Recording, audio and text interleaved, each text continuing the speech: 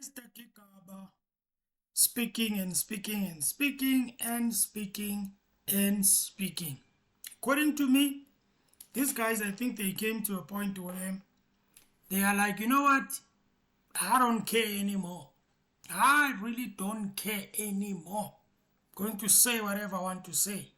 Let's take a listen. Hope you enjoyed it. ANC, independent of the ANC decide about it, and not because I've been earmarked for that role, and therefore they are obligated to ensure that earmarking is fulfilled, so to say. You know, on the 80th birthday of the ANC Youth League, you spoke about the ANC Youth League being used by leaders of the party, and how the ANC Youth League became a transactional structure of the mother body. When did you start recognizing this pattern with the Youth League? I was addressing the ANC Youth League's Provincial General Council in the Free State in 2000, where I raised this issue and complained about ANC leaders using young people, members of the Youth League, for their election campaigning in the ANC. And I said, it seems that there are leaders of the ANC who are happy with members of the Youth League and youth in general being unemployed, so that they remain beholden to them for subsistence. And they use that, exploit it for their own personal benefit. And these youth don't gain anything afterwards, because whatever money you are paid, it's only for temporary use. It's not going to last you forever. It's not going to change your life. It's not going to pay your school fees, support your family, and help you uplift yourself in any significant way. And we kept on talking about this, and it began happening in all provinces, where you would hear that ANC Youth League members are being used to disrupt ANC meetings by ANC leaders. They are hired cars, they are bought alcohol, and in worst instances, in some area in Mpumalanga, they would be provided with even drugs, so that they come and disrupt meetings of the ANC for certain leaders to emerge as leaders. We were fighting against that. We were raising the issue of youth unemployment within the ANC and in government, because we wanted young people to be empowered, to be independent, so that their participation in politics should be from the vantage point of independence from patronage and that type of manipulation and exploitation. President Mbeki also did raise the problem of conspicuous consumption, which he felt was beginning to emerge in the ranks of the ANC Youth League, and pointed us to examples in Zambia, in Zimbabwe, and other African countries where after independence, the post-independence, the youth generations post-independence began aspiring towards the soft life, which they would not work hard to obtain, but which would be offered to them as an act of benevolence by the sitting leadership of government and the liberation movement. And he said, watch out against this, so that you are able to deal with it and ensure it doesn't affect the ANC and South Africa. But unfortunately, we've moved to the stage where I think after the events of 2017, where there was this wholesale buying of votes in the ANC, when this culture just became endemic, and now it affects all structures of the movement. It's something that the leadership of the ANC Youth League has got to intervene to stop, because it affects not just the current political environment, it affects the very fate of the national democratic revolution. It will certainly be aborted if we do not put an end to this malice. You know, one of the things that I want to say here, right, is the fact that, you know, when it comes to youth league or young people, okay, in these parties, especially, of course, in the ANC, because it's the party that has been around for some time, for a longest time you can think, you know. Now, one of the things that I've always thought about is the fact that, don't you think, guys, and I'm very serious when I say this, and I'm not saying all the parties, but I think, well, I think I can even say all the parties, okay? Just like in business, all right? Now, I want you guys to think with me here, okay? Don't you think that these parties that come up, or even with the ANC when it started, okay? Obviously, when the ANC actually happened, okay, you remember there was a time where the apartheid and everything like that and all of that, right? But now you remember that then there's going to be, or there was an opportunity. Now I'm speaking from an ignorant side of myself, okay? I'm just going to speak randomly, but you will see my point, okay? Now, when you see a gap, right? That, okay, we are in this place in South Africa, we are black people, and you've got white people. They have got this government that is doing whatever that they are doing. And as black people, it seems like we are not going to be benefiting in any way in South Africa, but we are a majority in South Africa. That is a gap, right? That is an opportunity for a party to take, right? And start a political party, or have a side where it's going to oppose, right, what is already there, which was the apartheid, right? Now, when it starts based on that, and which according to business terms, it's a good opportunity for that party to start, okay? Because there is an opportunity or a gap or an opposition that you can actually take and oppose the government of that time, right? Then you go on and on. The ANC then starts doing its thing and everything, apartheid, and then people started to fight, and then blah, blah, blah. And then 1994 came in.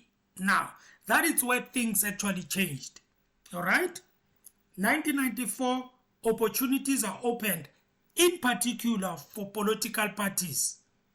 Why? Because they will be looking at the ANC as the party that takes over. And when they look at the ANC, they are looking at the ANC with an eye of looking at it they want to look at it, which place or which points or which gaps that the ANC has, or which weaknesses that the ANC has. That will mean which part of the society in South Africa that the ANC is not touching, right? And then people, they see an opportunity of starting a party that will play that role. Just like in business, not in business, but just like a person who wants to start a business. For you to have a successful business that you want to start, you need to find a problem. Let me say that again. You need to find a problem, and then you bring a solution to that problem. Then you can have, or you will have, a successful business. Same thing in politics. You look at the society, you look at South Africa, you look at where the weaknesses are on that party, then you come from that angle, and then you start a party, right? Let me give you an example. You've got a party called Action SA, right? Action SA, when it came in after Mashaba, after he left the DA and whatever, we all know that Mashaba, it's all about South African. Their party, it's Action SA, that means it's all about action, right? Anyway, that is just one day I will make a video talking about all these names of the parties, and let's see which party is following their name, okay? Now, Action SA comes in, and then when it comes in with a mentality of saying, I can see that the ANC, it's been in power, and what they always say, according to them, they are a non-racial party, right? And then when the Action SA came in, they came in with an eye of saying, okay, they are busy saying we are a non-racial party, blah blah blah. That means they can just take everyone in South Africa, allow everyone in South Africa, because South Africa is for everyone, you know, and we serve everyone. Even if you are from outside, you can come in, whether you are legal or not legally, it's fine, you know, we will work with you here, and then we will do things so that you can be legally, and blah blah blah blah blah blah blah blah blah. The Action SA saw an opportunity to say, you guys, you are allowing people to come in our country, and when they come in our country, you don't even care whether they have documents or they don't have documents. What we're going to do, we are going to take, that's an opportunity for Action SA or for Mashaba to take and say, we are going to protect South Africa, or we are going to be standing against illegal immigrants. That means we are going to protect the image, we are going to protect South Africa in a form of a fighting against those who come to South Africa without documents, right? That is when then Mr. Mashaba started speaking about foreign nationals. Yeah, we want legal foreign nationals. Those who are not documented, they must go to their country, blah, blah, blah, and all of that. That was an opportunity from the party of the Action SA. That is when then they come in. That is why then you had a lot of people resonating or liking Action SA. Not a lot of them, but you know, people that actually saw their part. And also with the PA, okay, Patriotic Alliance, it came like that.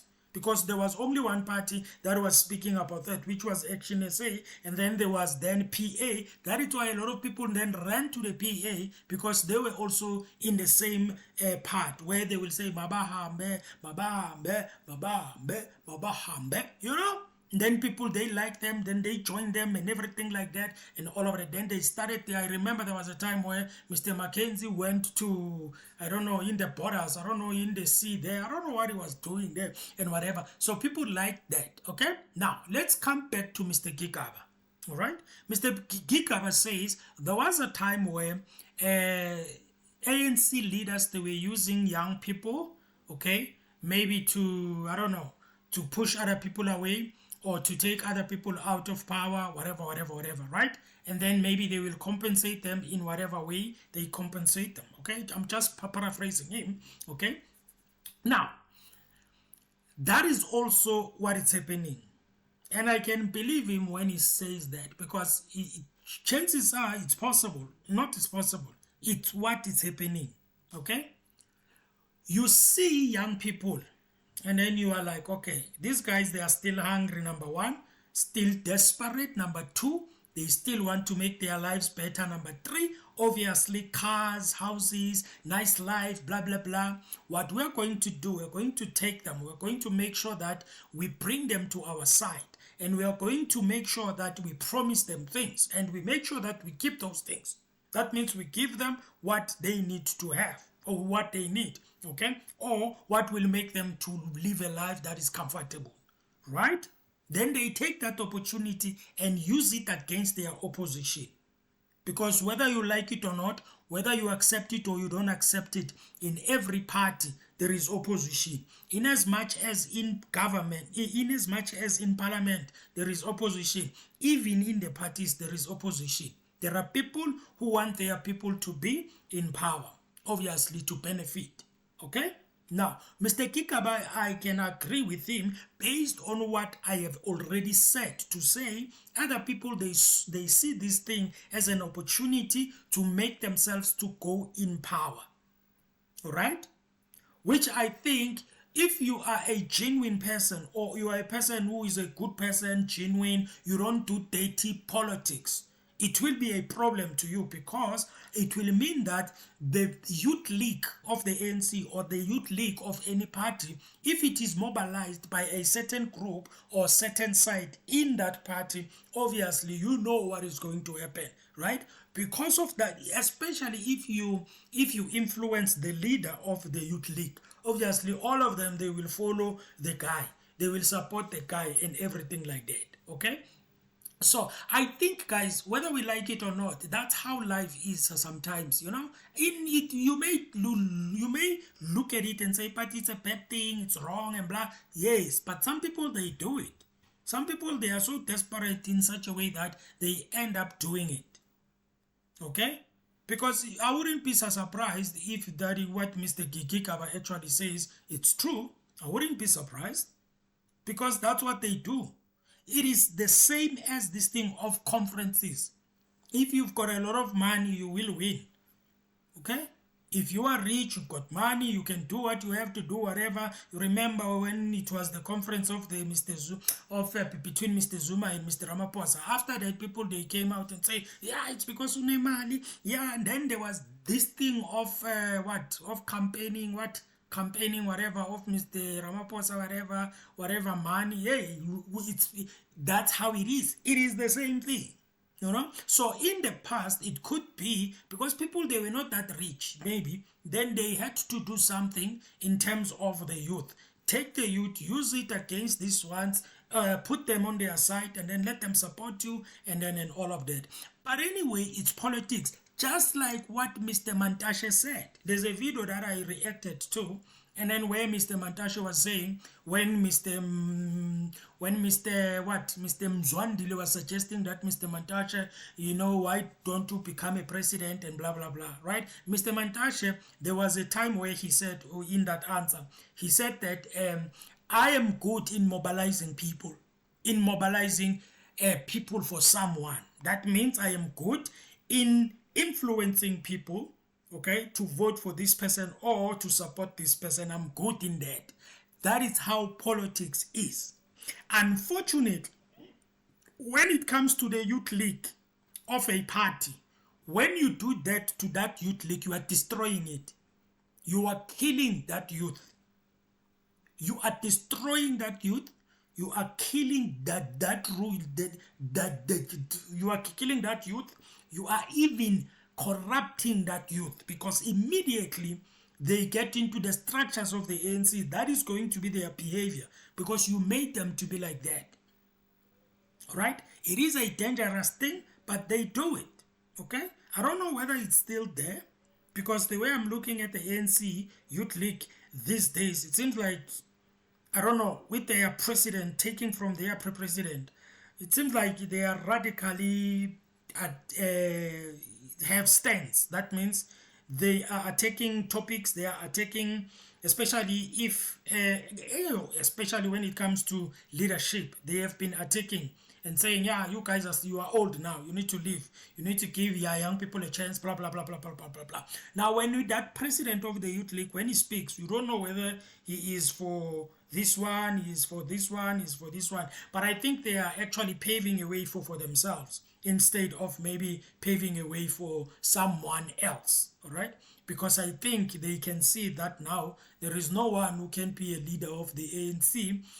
Unfortunately, maybe after Mr. Mbalula, I don't know if they will allow him to do that, whatever, I don't know. I don't want to comment on that. Maybe after Mr. Mbalula, then maybe they do have a chance. They do have a chance, or a gap there where they can occupy. For example, the president of the ANC, the president of the youth league of the ANC, I think he can see that there's going to be a gap there, and I want to get there. I want to be there. These guys, they must just move. They must just move away, and they can just be in the background and let the young people to lead. Which is actually good, according to me. It's not a bad thing to have young people in the front, guys. They can be there, the old people can be there, the old generation, they can be there and guiding them. You guide them. I know that they will not listen to you sometimes because of power, because they are fulfilling the power, it's nice and everything, but, just guide them. That is why, guys, when a person is still young, make them, deal with them. The problem with politics is that they leave young people to do whatever they want. They don't guide them. And I know you'll say to me, yeah, but they do guide them. They do go to their what and speak to them. No, I'm speaking about following them, guiding them, telling them how to do right politics. Not this dirty politics that people sometimes do. But anyway, I wanted to speak about this because this is a young person thing, and Mr. Gigaba do say that this thing was happening there, and Mr. Mpey also did mention that we must be very careful about this thing, and if you can look at those words and those things that Mr. Mpey was saying, and also Mr. Gigaba, maybe at the time looking at it like that and be like, this thing is going to destroy us, okay? And when you look at the ANC today, well, it does make sense because you can see what is happening in politics right now in the ANC. But anyway. It affects the very fate of the National Democratic Revolution. It will certainly be aborted if we do not put an end to this malice. Many people point to 2007, the Polokwane conference, as the beginning of the end for the ANC. That's when the erosion really started in the ANC. Do you agree with that? Absolutely. The problem started, and we warned. We warned the leadership of the ANC back in 2003 and 2004. When we were preparing for the ANC Youth League National Congress in 2004, where I was exiting, we warned the leadership of the ANC that if we allowed the divisions which had begun taking place, we were going to find that the ground, the membership of the ANC, would be very negatively affected by the divisions that were taking place at the top echelons of the ANC. The ANC had not had a leadership election since when Chief Luthuli in the early 50s became president of the ANC, taking over from Dr. Moroka. But and since then, the leadership succession had been handled in a particular way. But coming to 2007, the contestation was extremely toxic, and members of the ANC were divided right in the middle.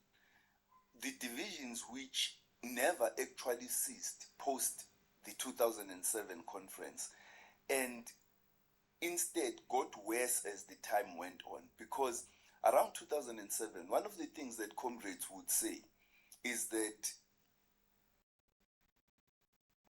this is why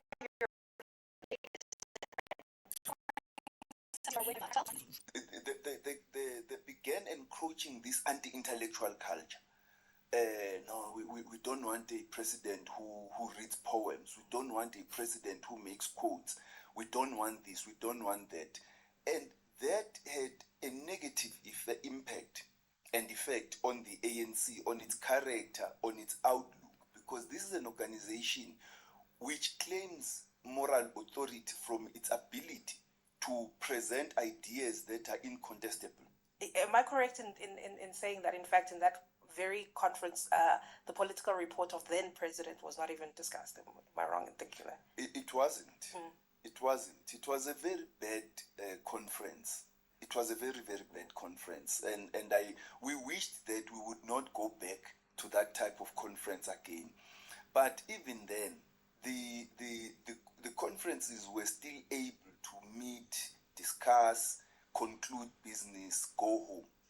In 2022, that changed. Suddenly, the national conference of the ANC could not be concluded. And now, you have to have a rejoinder in order to conclude the national conference and adopt resolutions. It shouldn't be the case. And I think this leadership has got to work very hard to ensure that we return the ANC, because what you saw happening both slightly prior to the 2022 conference and after is all provincial conferences, or almost all, going the same route of not dealing with the business and concluding the business of conference, and then having a conference 2.0, where now you would adopt resolutions. So the main national conference becomes a leadership contestation to the end. You fight over credentials, you fight over everything, and you are here only to elect a leadership that will take you to an agenda conference. It's something that we have got to put an end to. But we all affected by the divisions of 2007.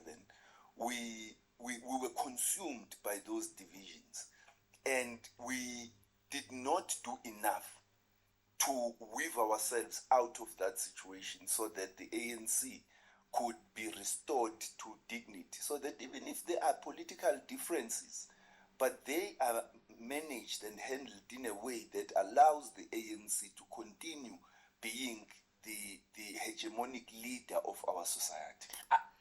You know, I'm asking myself a question now. This is also focused or pointed or directed also to in any organization, whether it's church, whether it's politics, whether it's business even, you know, unless it's a family business. But, you know, how do you get leaders, okay? Now, in this case, we're speaking about politics, okay? How do you get your future leaders if, number one, you are not taking care of your youth league, or you are not training, grooming, and making them to be good morally, I don't know, morally or whatever, but good politicians? If you are not doing it in the youth league, how are you going to get your leaders if you are not doing it in the youth league? Because that is when actually it's supposed to happen. That is why, ladies and gentlemen, you find that other parties, recently we've heard actually that there were people who were suggesting, you know, in the ANC to have Mr. Motsepe, you know, to come and become a president in the ANC. You know, when I do a research on Mr. Motsepe and the ANC, I learned that actually he was, I don't know, he was a member there. There was a time where he was a member, not he was, but I think he's a member, whatever. I don't know, but I read that story there to find out whether was he actually involved in the ANC, maybe in the past or anything. Well, it was like that, you know. And I'm asking myself that is why then you find people looking for someone who is from outside. Because when they look at around, we look at in their party, those who've been in politics for some time, they don't see a leader who is capable. I'm sorry. But they don't see a leader who is capable. That's why they are suggesting somebody who is not tainted. Because it seems like everyone in politics, everyone who's been in politics, who has been a mayor, who has been a premier, if they want to go to being a president, they are already tainted. They already have scandals. They already have corruption following them. Even if they didn't do it, as long as you've got scandal, it's a problem. Right? And I can tell you, I was looking at the video of the former speaker, Miss Ngagula, when she was in court there. There was a time where she was leaving. She was crying, and I think she was emotional there in everything, you know? Because now I don't know, I don't want to speculate and thinking what she was thinking. But I guess she's thinking, you know what, I wish these things, they were not following me, you know, because I can tell you in the future, when all these things that you did, I'm not saying she's guilty or anything. I'm saying if you are in politics, guys, unless you are a person who follows positions, you want to be in positions and you can do dirty things to be in positions, then it's fine. It's your business. It's your life. But I can tell you those things, they will catch up with you. Especially if you want to be in a big positions. I am under the impression that if you are in politics and you want to be in those higher positions, all right, make sure that you avoid anything that is going to taint you, that is going to mess you, okay? Because when you do things and you do nasty things, you do dirty things, you get into corruption there and there, especially if you are aware that is corruption, or you allow people to do things on your behalf, you don't check, you don't look, you don't do nothing.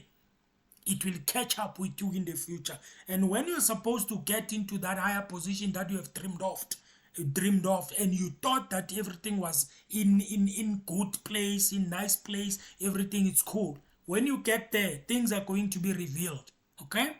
You remember Mrs. Simelane there. We thought that, this one, she's the one, Baba. And then the next thing, there is VPS thing, not VVV. Yeah, I think it's VPS thing. Now there is this thing, I don't know, money, starting a shop. It was just a mess. That is why, guys, I'm saying, I know that maybe you want to be rich, you want to have all that you want to have, and everything like that, okay? But I don't know if we will ever, especially in the ANC, we will ever, I think it's ANC, yeah, I think in the ANC, yeah, because they are the ones who've been in power. I don't think we will ever have a leader who occupies the seat of the president without scandals. I'm very sorry. Because I can tell you, even those that you are thinking that they might actually take a seat, chances are they've got their own things. And if they reach that stage of becoming a president or contesting whatever, things are going to be revealed. And then there's going to be scandal after scandal. You know, that's how it is, guys. People, they've got things on people. The thing is, they've got things on people and they keep them. And they make sure that they keep them, they hide them. And you think that everything is cool, that you don't know there is someone who is hiding something. And then when you reach there, boom, then a scandal is out there and then you are caught up into all these mess things and everything. And then you are questionable. Yeah, we don't want him anymore. Blah, blah, blah. There is this scandal there and there and there and there. And sometimes, unfortunately, because in South Africa, we don't vote directly for a president. We vote for the party, and then the party person who wins in their conference, wherever they elect as a president, then that person goes to parliament, they vote in parliament, they win. If they are in majority, obviously, automatically that person will not, I don't think they contest if is a majority, just goes there, they vote if they vote, and then it becomes the president. That's it. We don't vote for unfortunately, that's how it is. If a person is found with questionable characters or with questionable scandals and everything like that, and when even if we can complain on the ground, yeah, this president, whatever, it doesn't matter. As long as the parties, they are going to protect their person, they will protect them. Even if you can cry and complain and do whatever, you won't do anything because it's a party thing. The person is the president of the party. Eventually, in parliament, becomes the president. So obviously, that party will protect that person. Especially, a party like the ANC. It seems like, yeah, they will protect you. They will protect you. Anyway, unless maybe they see that now, my guy, you need to leave now. Nah. Just like Mr. Zuma. They were like, nah, bro, we cannot fight for you like this until we die. I think now it's time to, that's what I'm thinking. All right, ladies and gentlemen, this was just the part where I saw, and then I was like, you know what? Let me talk about this because this is very important because it involves young people. And also we need, guys, when you look at politics, don't look at politics with drama. You want to see drama every time. You are not learning anything. You are just, you like drama, you like laughing, you like all these things that happen, scandal after scandal, and then you think that you are understanding politics. No, you have to go deeper and understand and learn certain things. And I said before that even if you don't like a person, even if the person has been accused of things and you don't like them because of that, or maybe you don't like him because he's in a certain party, okay? If he speaks sense, he speaks sense. If he is revealing things, he's revealing things. You need to I listen because I want to learn, okay? Anyway, ladies and gentlemen, thank you for watching. You can go and watch the whole video. It's in the channel called I think it's Sunday What Life. I'll put it in the description, and then you can just go and watch the whole interview. I just took this part because it was very interesting for me, and you have a fantastic day, guys. Please, I would appreciate it, ladies and gentlemen. I appreciate it that you watched the video, and thank you so much. I am